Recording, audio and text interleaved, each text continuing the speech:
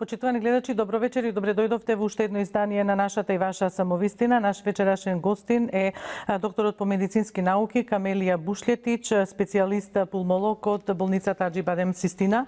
Доктор Бушлетич, добро вечер и благодарам што ја прифативте поканата да поразговараме повторно на тема коронавирусот. Веќе ние повеќето од емисиите на самовистина ги отстапуваме, практично ги посветуваме на оваа состојба со цел јавноста да биде подетално информирана од вистински стручњаци што значи состојбата во која што се наоѓа целиот свет. Добро вечер. Добро вечер. Доктор Бушлетич, вие работите како пулмолог и практично својата ориентација во медицината сте ја концепирале на овој дел. Што значи коронавирусот за белите дробови? Па тоа е една вирус кој што ги напаѓа респираторните патишта, и горните и долните, представува сериозна болест со различни манифестации во зависност од тоа кој дел е нападнат. Многу е битно што можат да се јават симптоми кои што одат под една слика на настинка до една многу тешка пневмонија која што може да има и фатален исход. Затоа и овој наслов гледам овде што вие денеска маратонската трка оди до исцрпување. Фактички победува оној кој што е наиздржлив. Овдека таа издржливост треба да ја имаме и ние, и вие, и пациентите, сите заедно, за да сите срекни стигнеме до целта. Значи не е победник само еден, него ќе бидеме победници ако сите заедно трчаме таа трка. И ако се придржуваме до сите оние препораки што ги кажуваат стручните лица, јавноста знае, има информации доволно, има медиуми кои што можат им соопштуваат детали како треба да се однесуваат во овие моменти на изолација и она што најмногу како превентива од самиот почеток се препорачуваше беше она социјална дистанца да се одржува како можеби најдобра превентива. Што мислите вие? Па сега овака, значи проблемот е што со вирусите воопшто, не само со коронавирусов, справувањето оди на три начини. Значи да имате вакцина, што ние во овој момент ја немаме, да имате антивирусен лек кој што сигурно делува на вирусот, ние и тоа го немаме, и третата работа се тие мерки, значи тоа е изолација, масивен скрининг на населението, за да на време се детектираат сите случаеви кои што немаат симптоми во моментот кога се тестираат за една таква болест. Значи, така да тоа е една сериозна борба која што бара многу исцрпна и долга работа. Еве и ние како институција од утре почнуваме со едно тестирање, тоа е брзиот тест, каде што се добиваат два типа на антитела, IgM и IgG, каде што резултатите ќе ги имате во рок од 2 сата, што е многу битно, бидејќи можеби оваквото масовно скринирање, бидејќи ќе се прават тестови на 300 луѓе во еден ден, ќе ни помогне, како што тоа и помогна на Јужна Кореја, да заврши со смртност од 0,8%. Значи да рано и брзо ги откриеме и асимптоматските пациенти и пресимптоматските. А што значат тие брзи тестови? Тоа значи дека оставате крв, оставате крв и со тестот во рок од 2 сата добивате резултат, што е многу битно во оваа ситуација каде што државните лаборатории се оптеретени, бидејќи има страшна навала на пациенти, така да и ние веќе и со лабораторискиот дел активно се вклучуваме во борбата против коронавирус. Со цел да се помогне. Вие го искоментиравте насловот, јас исто ќе кажам дека насловот практично го зедов од став на господинот Ханс Клуге, кој што е директор на Светската здравствена организација за Европа и вели дека светот се уште нема строго концепирано со што се соочува, бидејќи се работи на испитувањата, тие се на самиот почеток, па тој претпоставува дека ова нема да биде само како некоја крос трка мала, туку ќе биде маратон. Маратонот знаеме се трча на долги патеки и ќе видиме како што рековте и вие кој ќе стигне и кој ќе биде победник на целта. Сепак се надеваме дека науката ќе биде поинтелигентна во споредба со вирусите, иако и тие знаат да бидат прилично интелигентни, вие можеби повеќе ќе не информирате. Па вака вирусите немаат памет. Меѓутоа, во последно време многу често се докажува дека некако се секој пат во таа маратонска трка еден чекор пред нас. Значи овде ја морам да повторам, иако деновиве многу често се зборува за за коронавирусот. Значи тоа е еден вирус кој што претежно е во животинскиот свет. Само 6 типа се познати кои што секај луѓето. Тој е вирус кој што лесно се адаптира на домакинот, значи на животното кај што живее и во основа нема потреба да менува вид, да живее кај некого друг. Меѓутоа, промените на екосредината кај што живеат животните, како примерни домакини на овие коронавируси, ги нарушуваме ние точно луѓето. И нарушувајќи таа екосредина, значи вирусот мутира и како резултат на тие мутации, еве се тоа е директен доказ дека тој коронавирус од лилјаците се смета премина и на луѓето. И тука имаме уште една работа, можеби зошто Кина повеќе, бидејќи до минатиот месец не постоеше закон кој го ограничуваше консумирањето на диви животни, меѓу кои и лилјаците. И останува уште нејасно дали лилјакот е тој кој што директно од него е направен приносот или од некои други цицачи кои што исто се наменито на кинезите до минатиот месец. Така да тука се збори за пангалин, тоа е еден мравојат кој што го користат кинезите и многу високо котира во цена, као бидејќи има добри својства за подобрување на имунитетот на човекот. Што еве сега се докажа дека точно спротивно се случува, баш како да на некој начин се ревашираат овие диви животни на оно што ние им го правиме. Доктор Бушлетич, еве што мислите, што треба науката, колку треба информации да соберат научниците и да создадат вакцина? Знаеме дека некаде периодот од она што се зборува, сепак стручњаците што го кажуваат е од година до 18 месеци да се создаде вакцина. Што до тогаш?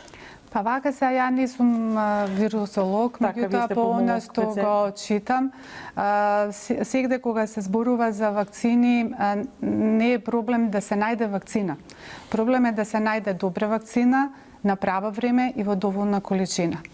Наоѓањето на вакцината ќе биде. Значи различни се податоците, дали тоа ќе биде за 8 месеци или за година и пол, таа ќе биде, меѓутоа битно е каков имунитет ќе добиеме од таа вакцина, колку долго вирусот нема да мутира за да имаме потреба од нов тип на вакцина и какви нусефекти ќе имаме од неја. Значи тоа се податоци кои што не може за многу краток временски период да се добијат.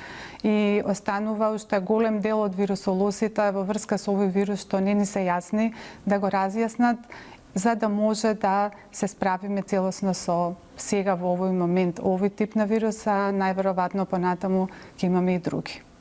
Тоа рековте дека вирусите за да мутираат и натаму нели главна причина е човекот со односот кон природата, кон биодиверзитетот предпоставувам, кон флората и кон фауната. Секако веројатно човештвото веројатно би требало да го свати како еден тест, како еден испит, можеби на кој што ќе треба да положи и за својот однос кон природата и кон живиот свет, бидејќи ние не сме надмојкни со едно недомајкинско, како да кажам, и нечовечно однесување кон природата и кон се околу нас, можеме да предизвикуваме да создаваме практично зверови од другата страна, еве како што е коронавирусот. Па вирусите во основа за да се заштитат, затоа што кога веќе ќе имате контакт со жива особа, значи дали е тоа човек или е животно, значи се создаваат, се активира имунолошкиот систем и се создаваат антитела кои имаат намера да го уништат вирусот, или еве создадена е вакцина, па таа вакцина нели веќе создава организмот антитела со кои што ќе се бори. Он е принуден за да опстане во природата да прави мутации. Така да тоа е една од работите, а друго е дека овој вирус припаѓа во група на РНА вируси кои што често прават и спонтанни мутации, значи грешат. Вика нема кој да им го провери спелувањето, нема спелчек, што значи тоа вака поедноставно казано, значи вирусот го користи геномот на клетката, на живиот организам кај што се уградува, за да може да се размножи. и информацијата која од неговиот геном, од неговата лична карта доаѓа до оној кој што треба да го створи во голем број, кај овие ДНК вируси кои што се пософистицирани се врши чекирање да не настане некоја мутација. Кај РНА вирусите тоа не е така и они често имаат мутации, меѓутоа тоа што мислам дека сите се плашат е прашањето дали тие мутации ќе доведат до промена во јачината на тој вирус и опасноста која што тој би ја правил за човекот и на уште една работа колку тоа ќе значи промена во трансмисијата, во пренесувањето. Овде би сакала да напоменам дека она што во моментот постои во литературата е дека за да настанат такви мутации треба неколку гени истовремено да мутираат, што во овие моменти скоро е невозможно, иако се шпекулираше во некој од медиумите и во пишаните зборови дека веќе се настанати мутации на вирусот кои што ќе бидат многу потешки. Тоа не е точно, бидејќи се знае дека од стартот има две форми, таа L и S. L беше во Кина, меѓутоа благодарение на тоа што кинезите перфектно во исклучително краток период успеа да го исконтролираат и да го затворат, се смета дека оној кој што го имаме е тој S, кој што го смета за една полесна форма на самиот вирус.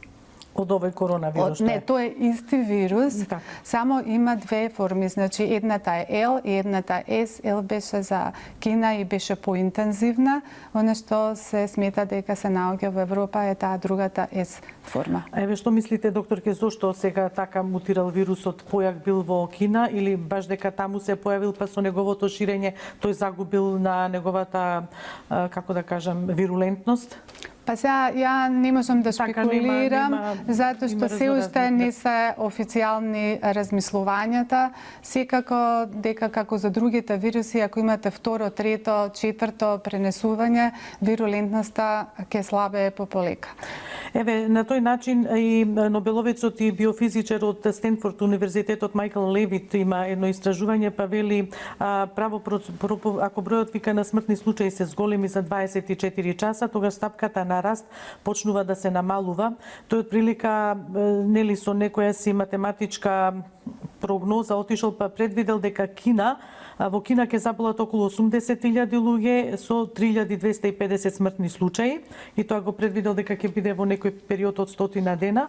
Па така на 16 јануари на вистина Кина кога дошол нели тој 100 ден имала 80.229 случаи и 3.245 смртни случаи што се испоставило точно на неговите прогнози. Но дали може секаде, ве рековме, во Кина такви резултати се покажале? Во Европа ќе видиме какви ќе бидат резултатите. Па има ли за нас кажано како ќе бидат? Нема за нас, нема, да. Па вака, мислам дека кинезите се многу поразлични од нас, прво и по менталитет, по тоа што се јако координирани, јако послушни, граѓанска дисциплина имаат, тотална, значи социјална изолација направија.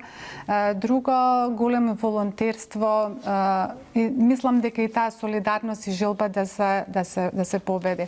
Ние сме, па и уопште и медитеранските народи што се покажа, доста полежерни и таа лежерност на жалост ја кошташе и Италија и Шпанија и се уште не е приказната завршена. Се надевам дека тоа побрзо ќе заврши за да овие земји медитерански имаат помал број на жртви.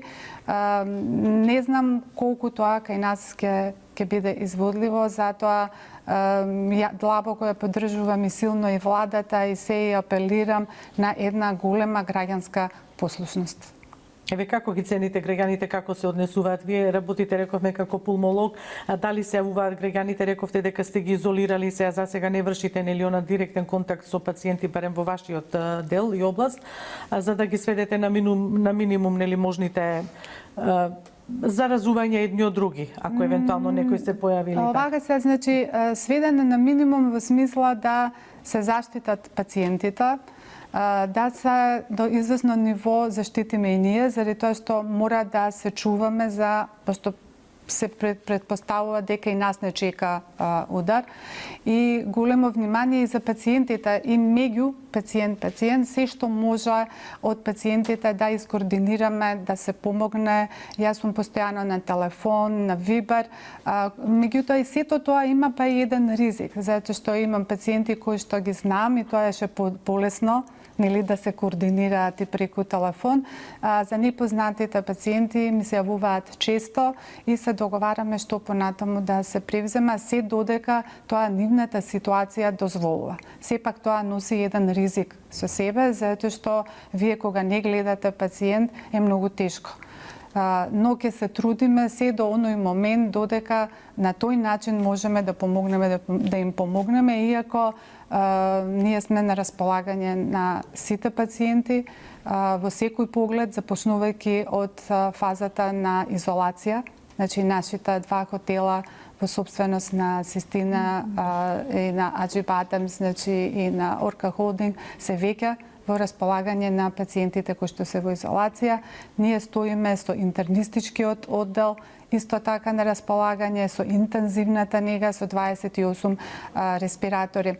Борбата со овој вирус не завршува само на едно ниво. Значи, тоа е една тимска работа. Значи, имате и епидемиолог, и инфектолог, и интернисти, не само пулмолози. Значи, овој вирус е еден од најнепредвидливите вируси до сега што е. Значи, гледав искуства, пошто нажалост ние, мислам нажалост не го учиме од тугите искуства. Што се случува и како. Гледав од Њујорк, од интензивна нега од една болница, каде што се колегите јако зачудени да имаме откажување на белите дробови кои што е моментално. Значи, ние имаме такво откажување на срца. На што се должи тоа, докторке, толку сега, сакав нели овие 2-3 прашања следни на тоа да ги посветиме. На што се должи еве тоа, зошто вирусот атакува точно на белите дробови, каква слика и впечаток остава? И дали е потребно да се прават и рентгенски снимки покрај тестовите? Во ова атака сега, значи вирусот атакува на белите дробови затоа што влезното место се дишните патишта, значи респираторниот систем. Тоа е вирус кој што се пренесува по директен контакт, но и преку каплички кои што ги ослободуваме, кога еве сега ние разговараме, ако ја кивнам, затоа носам марамче со себе, ако се искашлам, тогаш од секретите, од моите респираторни патишта значи излегуваат капки кои што кај заболените или инфицираните во себе содржат големо количество на вирус. И вие или во директен контакт, ако дојдат тие капки со слузницата на устата, на носот, на очите, тогаш они доаѓаат веќе во контакт со слузницата или преку индиректно, ако со тие капки кои што на жалост многу долго остануваат во надворешната средина, од 3 сати до неколку дена, со допирот на тие предмети кои што се контаминирани, ние повторно ги фаќаме овие влезни места, за да понатаму вирусот има свој таргет клетки. Во овој момент тоа се таргет клетките на слузницата, на дишните патишта и белите дробови, со едни рецептори кои што он мора да ги таргира, за да може да влезе во клетките и да продолжи да се размножува. Интересно е што овие рецептори се тие AC2 рецептори, кои што, например, во бубрегот ги има 100 пати повеќе отколку во белите дробови. И има некое размислување дека сега во ова епидемија или пандемија се на удар белите дробови, респираторниот систем, ама не сме сигурни ако дојде до втор удар, дали тоа ќе бидат само белите дробови или ќе бидат и бубрезите, бидејќи тие точно рецептори се 100 пати повеќе во бубрезите. По однос на тоа... Рековте, докторке, дека настанува како да кажам, моментално колапс на белите дробови. Може ли малку околу тоа? Не би сакала да делуваме застрашувачки, меѓутоа треба граѓаните да знаат што се случува, за да може би тоа ќе помогне малку нели да ја променат, нели да ги променат своите навики ако веќе не ги применуваат и не ги промениле. Вака се, значи најчесто околу 81% пациентите имаат лесна слика која одговара на, значи, една настинка. или може да имаат и слика на една лесна форма на пневмонија. Околу 14, ова се бројки кои што се менуваат, така да јас ќе се извинам ако во меѓувреме за краток период се сменат, меѓутоа околу 14% во моментот се смета дека пациентите добиваат тешка пневмонија. Тоа значи кога 50% од белите дробови се зафатени или ако пациентот веќе има пореметувања со дишењето, значи едно тежното дишење или чувство на тежина, и кога веќе имаме промени во кислородот во крвта. И само 5% од пациентите имаат една многу критична клиничка слика. Тоа е со една масивна, многу тешка пневмонија која завршува со така наречена состојба на акутен респираторен дистрес синдром. Ќе објаснам, тоа значи кога, како например ако кожата сте ја допреле до топол предмет со висока температура и она ја спржува кожата и заради таа спрженост на кожата се јавува јака воспалителна реакција и кожата од себе ослободува течност. Тоа на секого од нас не се случило. По однос на белите дробови, ако овдека овој вирус кај еден дел од тие што се нападнати со таа тешка или фатална слика, доведува да двете белодробија, значи голем дел од нив, како да се спржени. Значи ја губат целосноста на самата слузница на алвеолите и они веќе не можат да бидат бариера за влез на вирусот заради ослободување на тие воспалителни материи кои што ја напаѓаат, ја уништуваат и точно како од кожата кога ви се ослободува течност, таква слична течност се ослободува и во белите дробови и они се исполнуваат. Како да се давите во сопствениот секрет кој што и течно се ослободува од вашите дишни патишта. Таа е таа состојба на акутен респираторен дистрес синдром. Друга опасност е повеќе органско попуштање, понатаму појава на сепса, но и кардиолошки промени. По однос на кардиолошките промени се јавуваат аритми кои што и не можеме, и дури и воспаление на обвивката, на миокардот, на мускулнот на срцето, за кои што не можеме да кажеме дали вирусот директно ги атакува и овие органи, и срцето го атакува, или можеби тоа е последица на една тешка белодробно попуштање и тешка белодробна состојба која секундарно го напаѓа и срцето, бидејќи ние често викаме плуќата и срцето се брат и сестра. Ако едниот не функционира како треба, со тек на време не функционира и другиот и обратно. Но она што е зачудувачки е што не можат да го објаснат за сега научниците и тоа што не ве слушнавме на жалост и господјата што почина во Куманово, да од една лесна форма, значи негде 5-7 ден од инфекцијата нагло доаѓа до влошување на состојбата која што може да заврши и со смртоносен исход. Тоа што ви реков, како што има состојба на срцето кардијак арест, значи моментално престанува. До сега ние не сме имале случаеви да моментално престанува работата на белите дробови. И тоа они баш така го поистоветуваат. Но коронавирусот може и тоа да го предизвика. Тоа го предизвикува и затоа е она опасна и баш поради тоа што ние во овој момент немаме орудие, алатка со која што може да предвидиме кои од тие пациенти со лесна форма можат да завршат со еден вака брз летален исход. И не знаеме што е причината за да една лесна форма премине во овака сериозна и фатална период. Еве, доктор Бушлетич, уште ова ќе ве прашам, па ќе одиме со најава за реклами. Дали бронхопнеумонијата што ја предизвикува коронавирусот и овие бронхопнеумонии што ги имаме, што се причина други причинители, се разликуваат? Не е ова бронхопнеумонија, ова е пнеумонија. Ние имаме пнеумонии кои што се вирусни, значи од друг вирусен причинител, кои што даваат и можат да бидат сериозни. Например, една пнеумонија од грип, од инфлуенца, исто така завршува во еден дел од случаеви летално. Значи, ние имаме на годишно ниво во светски размери 500.000 смртни случаеви од пневмонија, од инфлуенца. Значи, не е тоа нешто непознато, да, од грип.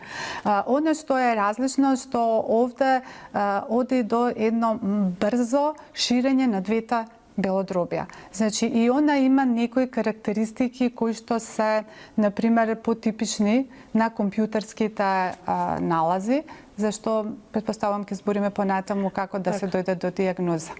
Така, јас ви благодарам за сега, па ќе најавам пауза за реклами, па продолжуваме почитувани во вториот дел од емисијата. Почитувани, продолжуваме. Како што веќе знаете, наш гостин е специјалистот пулмолог доктор Камелија Бушлетич од болницата Систина, Аџибадем Систина. Доктор Бушлетич, еве да поразговараме околу тоа, бидејќи слушаме и во светот се пишува и имаме допир или преку интернет и преку домашните гласила, дека како да кажам, најлошо таргетирана група се повозрастните лица и лицата со хронични болести, дека наводно младите може да бидат само преносители, но дали е така? Повторно, значи, коронавирусот е респираторен вирус, каплична инфекција пренослива, не е никој поштеден. Значи, многу погрешно е да размислуваме дека некој може да биде поштеден ако не презема мерки за самозаштита, и пак и покрај тоа може да се случи. Работата е што, значи, ако имате каква форма на болеста ќе имате.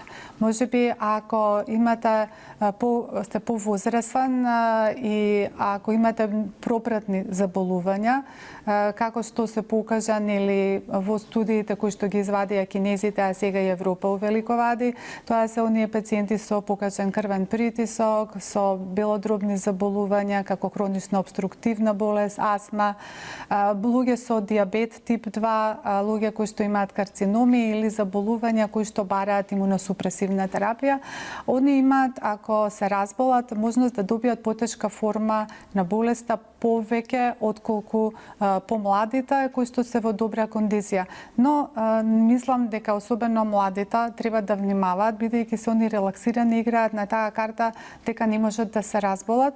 И морам да напоменам дека еве уште еднаш вирусот е непредвидлив. Значи, не играјте на картата на младост и јас сум во добра кондиција или јас немам пропратни заболувања, јас сум заштитен од вирусот. Никој не е заштитен од вирусот, сите многу треба да внимаваме и да се придржуваме на таа социјална изолација, на сите оние мерки кои што секојдневно ни ги наложува и владата, и сите мои колеги од било која бранша што излегува, што ги кажува, тоа треба многу сите сериозно да го сватиме. Еве, например, има проблем во продавниците. Значи, страшно ми смета, и тоа се многу смешни ситуации, да луѓе носат маски, се облекуваат во скафандери, почна и сето тоа, а од друга страна има луѓе кои што 100 пати ги фаќаат продуктите со раце, се доближуваат, не одржуваат дистанцата, иако на влезот од супермаркетот ве пуштаат по неколку само луѓе. Значи, тоа е нешто што треба да го внимаваме сите. Некако треба секој од нас и на свој начин да се организира, значи што помалце задржување во тие затворени простори и да внимаваме на една дистанца без многу допирање на предметите, пошто никој не може да биде сигурен дека во моментот кога и најдобро се чувствува не е во групата на асимптоматски пациенти или во групата на предсимптоматски пациенти. Тоа значи дека и кога сте асимптоматски, значи немате никаков проблем, дури носот не ви теча, значи или и се осеќате добро, вие може да се носител на вирусот и истовремено да го пренесете и да бидете гобен за некој кој што се наоѓа во вашата близина. Или не мора ни да се наоѓа, него да контаминирате, ако сте го почешале носот, контаминирате некој од продуктите кои што се во продавницата. Еве, која е најдобра превентива, докторки, и за себе си, и за тие околу нас, да речеме? Превентива идеална не постои. Значи, да се разбираме со движење со ракавици, со маски. Препораките се да, кога сме на отворен простор, јас и вие сме денеска на една дистанца вака, заради тоа што се смета дека овие капки кои што го носат вирусот не поминува дистанца од 1,8 метра. Значи, се што е на поголема дистанца, они ќе паднат на земјата, ќе контаминираат земјата, па ние може обувките да ги контаминираме и со тоа да направиме расевање. Но одржавањето на таа дистанца, често миење на рацете, особено пред консумирање на храна, избегнување на допирање на влезните места, да ако тоа веќе го сторите, одма да ги измиете рацете за да не ги контаминираме предметите. Тоа се некои основни препораки кои што ги треба да ги почитуваме. Почитувањето на часовите кога треба да седиме дома, затоа што само изолацијата, мислам таа социјална изолација нема да помогне да не се разболува населението во смисла да пак ќе имаме заболени ние. Но брзината и обемот на динамиката ќе се успери. Така, еден основните проблеми за колапс на системот, скоро здравствен, и во Италија, и во Шпанија е точно што е огромен број на пациенти кои што не можат да бидат збринати во здравствените институции. Не само по кревети на лежење, него и од персонал и апаратура. Значи, едноставно, ако вас во дента ви дојдат 300-400 луѓе, не знам колку да сте организирани, тоа е тешко да се направи правилно, да тие луѓе се прегледаат и тоа е еден од основните проблеми на земјите околу нас, од кои што ние сите треба да црпиме поука. Значи, придржавање на сите оние препораки кои што ни се даваат. Доктор Бушлетич, еве обично кога нели се појавуваат вируси, па еве и со коронава, луѓето на своја рака знаеме да правиме некакви си коктели од витамини, од нели лекови со цел да превенираме. Што ќе кажете ве на оваа тема? Кои од витамините да се земаат во овој период? Или да не се земаат? Еве што ќе кажете? Не знам, ние сме како народ склони да повеќе сакаме да им веруваме на витамините, него да или на минералите, него да се придржаваме на некои здрави манири на живење. Нема идеален коктел од витамин и минерал, напротив, некои од тие така наречени коктели можат да направат и штета по организмот. Читав дури и некои си колоиди од сребро дека се препорачува, значи се оди до една граница која што и нормалната свесност и размислување може да ја поремети, затоа што владее некоја состојба на паника. Оно што е идеално и што е добро, значи, тоа се старите, но најдобрите принципи за јакнење на имунитетот. Тоа ги викаат 4 капсули. Значи, едната е да се храниме добро, значи веќе здраво не, затоа што е тоа многу релативно. Другото е да вежбаме, не само сега, него затоа се вежба во тек на целата година, за да се спремиме за зимските месеци. Третата работа е, значи, сонот. Јас сега гледам и од комшиите околу, цела ноќ работат телевизорите. Поготово младите генерации ова. Ние немаме директно искуство како ќе биде со коронавирусот. Меѓутоа, правени се студии за тоа ако вие имате пократок сон од 4 сата на ден, колку е веројатноста да добиете настинка и грип, наспроти некој кој што спие 8 сати. Тој што спие 8 сати, значи 17% има шанса да добие настинка, наспроти 47 часа ако спиете помалку од 4 сати. Овдека зборам за ноќен, значи зборам за ноќен сон.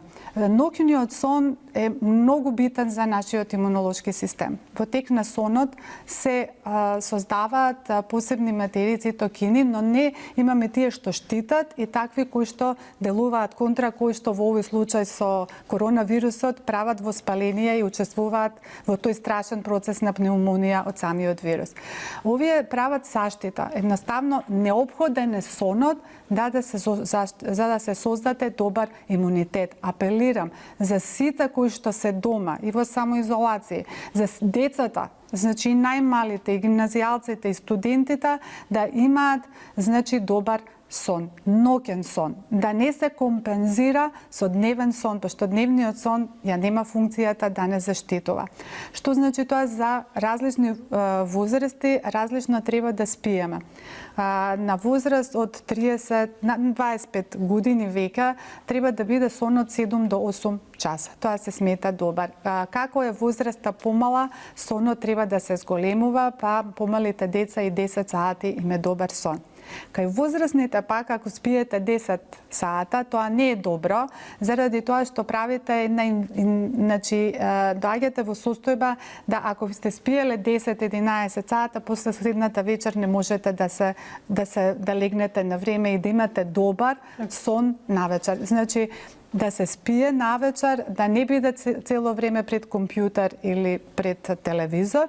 И четвртата капсула за здрав имунитет е справување со стресот.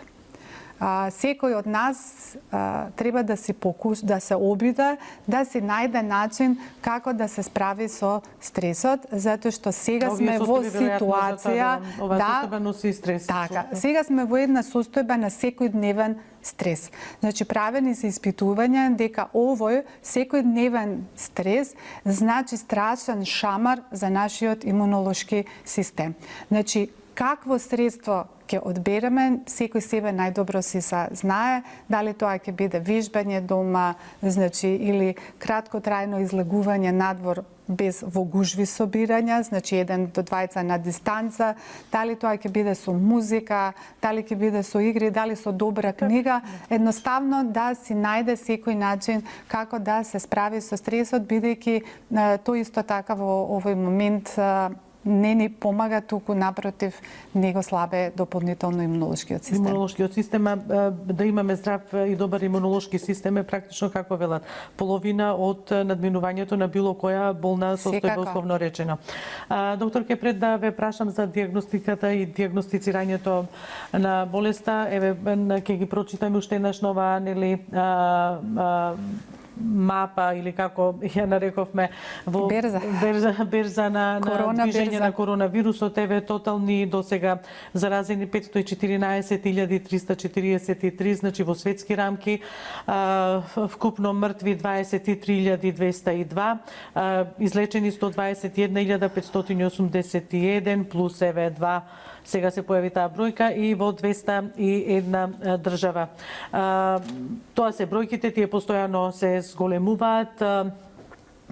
Еве за диагностиката рековме дека ќе ве прашам во продолжение колку е битно да се диагностицира правилно, да. Значи, битно и сега тоа не знам како ќе се одвива, еве затоа и ние се вклучуваме за да помогнеме како институција со тие рани тестови. Зошто е битно да ние правиме добра диагноза? Ако има пациент со симптом, веќе сега, иако тие воопшто не се типични за овој вирус, тие се исти како овие, како настинката. Како настинката, певе сега е пролетно време, има доста луѓе што почнува алергискиот ринит. Како да се препознае, да се разграничи? Многу тешко. Значи, затоа се телефоните дадени, затоа сме во контакт со пациентите, не бараат, ги пратиме на дневно ниво, ни се јавуваат. За да мора да се ако пациентот има симптоматологија, онда тогаш се знае. Значи, ако се сомневаме и значи тука се на жалост на удар, не на жалост, него на најголем удар се колегите од фамилиарната медицина, кои што ги имаат прашалниците, врз основа на кои можат да одредат на кого треба да му се направат тестовите. Но тоа како оди времето, бидејќи во тие тестови се вклучени, матичните, во тие тестови се вклучени и тие епидемиолошки анамнези. Како што се шири болеста, таа епидемиолошка анамнеза и податоци некако ќе губат во наредните недели и важност. Значи имаме симптоматологија, имаме ако нема симптоматологија пациентот, а се сомнева, што може да биде само малак сон. Значи не мора да има ништо друго, да рано се направат еве овие брзи рани тестови, понатаму ако веќе има симптоматологија, има друга работа што може во првите 5-6 дена да немате промени никакви на рентген графиите. И тоа е исто проблем, но тука има големо значење правењето на компјутер на бели дробове. Има работа да, например, дури кај пациенти, тоа е покажано на овој крузерот кој што беше во Јапонија, таму се тестирани сите и тие што немале симптоматологија, благодарение на тестовите најдена е позитивност и кај луѓе кои што немале симптоми. Иако они немале симптоми, направени се и компјутерски снимки и најдени се веќе клинички промени на компјутерските снимки. Значи, самите ова компјутери можат и пред појавата на симптоматологијата да дадат веќе позитивни резултати. Ако пациентот има симптоматологија, има позитивен тест, тогаш се е многу јасно. Компјутерите ни требаат можеби за пратење на болеста. Меѓутоа, ако имаме негативен тест, а пациентот е значи со симптоматологија, тогаш повторно да се направи компјутер, бидејќи во таквите моменти вредноста и значењето на компјутерот со една, да кажам, сензитивност оди до 97%, што воопшто не е занемарливо, за да ние правовремено и брзо... За на време, така да се открие. Така да, значи, поставувањето на диагноза може да не биде моментална. Вие може да имате негативен тест, кој што, значи, после 4 до 7 дена може да стане позитивен. Ете, уште една тука предност на тие брзи тестови, да вие може почесто да ги повторувате, бидејќи за рок од 2 сата, значи ќе добиете одма податок дали настанала некоја промена. И друга страна мора многу да се прати пациентот, да се следи и да правовремено се реагира ако веќе е позитивен и се да се хоспитализира ако е тешка форма или да се сериозно изолира. Уште еден апел, не се случува да пациентите не ги кријат симптомите. Значи, еден од најчестите симптоми е фебрилноста. Фебрилноста не мора секој пат да биде над 38. Имаме и субфебрилни пациенти. За температурата зборуваме, така, и температурата. Значи, која е највака критична температура? Значи, нема критична, нема правило. Може да биде и со субфебрилна, со 37 со 2-3 пациент, но може да биде и со 39. Меѓутоа, треба да се каже. Треба да се каже реално што се случува, заради тоа што пациентот така си помага и себе си, им помага и на оние околу себе, најблиските, затоа што ќе се превземат мерки да ги заштити, а помага многу и на нас, заради тоа што меѓу првите барања на Светската здравствена организација е да си ги заштитите сите оние работници кои што се во ланецот на во здравствениот ланец во овој момент. Така на прва линија, апсолутно. И затоа и таа и плюс социјална изолација имаше многу убава на интернет. Мислам дека во некоја болница во Њујорк беше персоналот од доктори, сестри, лаборанти, сите излезени на сликата, носеа секој пред себе еден транспарент и пишуваше: ние остануваме овдека заради вас, а вие останете дома поради нас. Затоа што еве јас сум во контакт со колеги двајца кои што се очни лекари наши во Барселона. За една недела Барселона ги потроши сите оние лекари и медицински персонал кои што беа во првиот борбен ред и сега доаѓа ред на осните лекари да стануваат прв борбен ред. Значи, ве молам, апелирам, бидете дисциплинирани, давајте ни вистински податоци, слушајте ги нашите совети, за да може сите заедно да го истрчаме маратонот како што треба. Така. Доктор Бушлетич, еве, отприлика знаеме како оди појавата секојдневна нели на ново заболени, денес е 24, 201 вкупно досега, со 3 смртни случаи. Кога очекувате, еве, пикот се очекува некаде кон крајот на април, и што значи тоа пикот? Дали после тоа кривата ќе се спушти надоле или не мора да значи? Или може и да се задржи еден одреден период, бидејќи споменавме дека се предвидува дека можеби инкубацијата на вирусот трае од 14 до 25 дена. Има и такви случаи што Така. после 25 дена, но што со оние 25 дена пред нели тоа Кога сте заразен. Да. Затоа се очекува и голем број на не може тоа можеби поголемата јавност да го свати, еве уште еднаш да објасниме. Па вага сега јас епидемиолог не сум и доста ме мислам ме интересира вие сте пулмолог. од она кој што читам и што кажуваат, има и една неразјасната работа по однос на тоа дека во моментот не постои математички модел со кој што може да се објасни толкави од голем број регистрирани во еден ден нови заболени. Значи регистрирани уште колку имаме, кои што баш на се симптоматски или пресимптоматски, дури ни геометрискиот модел и ова сега нека ме извинат епидемиолозите, не може да го објасни толкави од голем број. Значи и јас преправивме муавет, гледавме една колешка, една од најдобрите епидемиолози возрастни од Србија, која што исто на Глишич, која што имаше интересно исто тоа, мислам, размислување дека математичките модели епидемиолошки до сега не можат да го објаснат, дури некое размислување дека можеби и некое животно лилјакот е исто тој кој што дополнително, значи не само човек на човек трансмисија, него дека меѓу нас постои и трансмисија од животно на мислам, што од животно на човек. Секако по она како што се случува во другите земји, во Шпанија, пред се и во Италија, ова не е крајот на приказната. Ние сме негде можеби на некоја почетна фаза. Значи, еве ја ќе поштувам тоа што не се официјални известувања дека некој пик се очекува на почетокот од мај. Иако, искрено да кажам, сум на некој начин исплашена колку граѓанската дисциплина и послушност ќе биде за нашиот Великден. Еве како ги оценувате, да речеме, еве се појавија вчера и прогласи од од црквата, не знам, за литургии што можеле да се прават на отворено, па да се почитувала таа социјална дистанца, но еве колку сметате, еве и можеби е можност да упатите апел, еве и во контекст на нашата традиција, вера, религија, дека можеби треба да се воздржиме доаѓаат верски празници. Па мислам дека јас за да следам таа традиција не морам да одам во црква. Значи, и нема да бидам нити поголем, нити помал верник, ако обичаите и традицијата ја поштувам во домашни услови, затоа што ние не сме во нормална ситуација, ние сме во вонредна ситуација.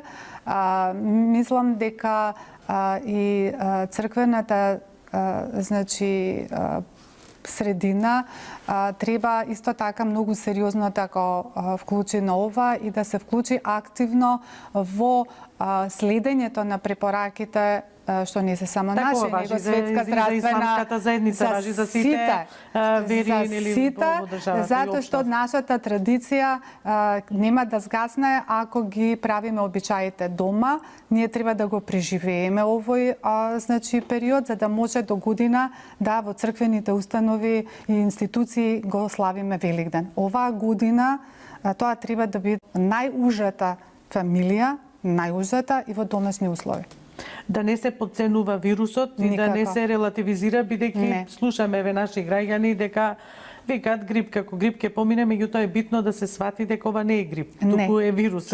Не, и грипот е вирус. Така. Значи и тоа иста група на тие РНА вируси, меѓутоа инфективноста, контагиозноста, брзината на ширење на овој вирус и неговата непредвидливост се многу поголеми отколку досега познатите вируси. И уште една работа, ние првпат се сретнуваме со него.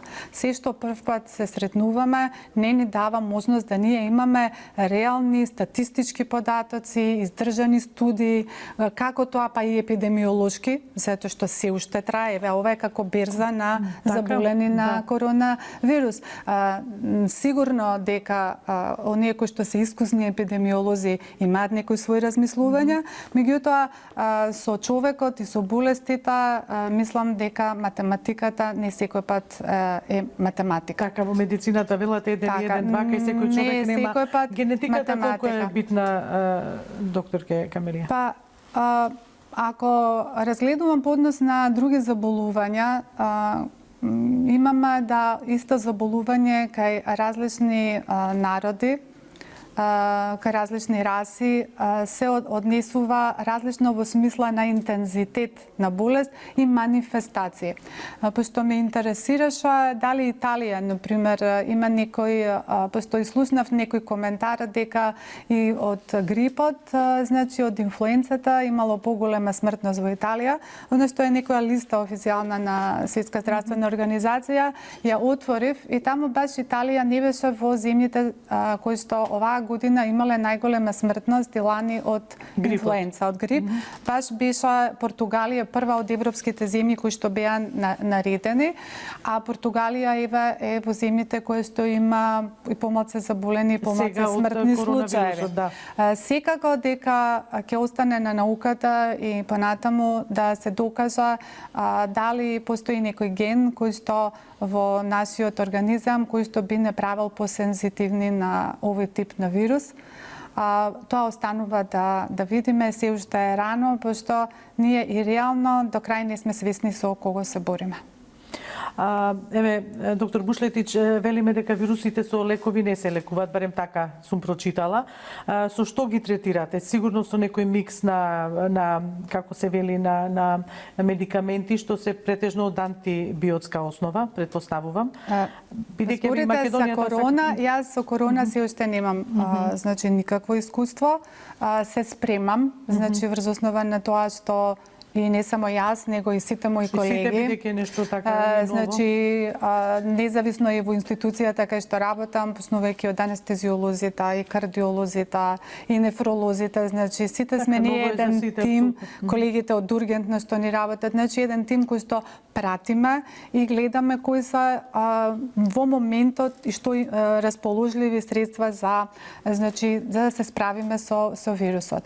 Во моментот се на тестирање 69 лека сегде во свет, значи една трка постои за да се најде желба лек кој што би помогнал. Не постои во моментот признаен лек кој што со сигурност ја третира короната. 4 се протокола тие што ги имате пред вас, значи кој што ги тестира, значи Светската здравствена студија на Светската здравствена организација што се нарекува Солидарност со овие нели лекови ремдесивир, лопинавир или ритонавир, лопинавир или ритонавир со интерферон бета и заедно со хлорокининот. Да. Се уште се тоа мали студии. За овие едните се тие двата што се тие се антивиротици кои што се даваат кај ХИВ. И исто така некој од нив не маларија е хлорокинот, тоа е вештачки фактички лек од кининот. Значи, тоа е многу стар лек. Бајер го има произведено 1936 година и тоа било дрво во Чила. Сега, пошто немало толку можност, со маларијата која била доста проширена, направен е лекот.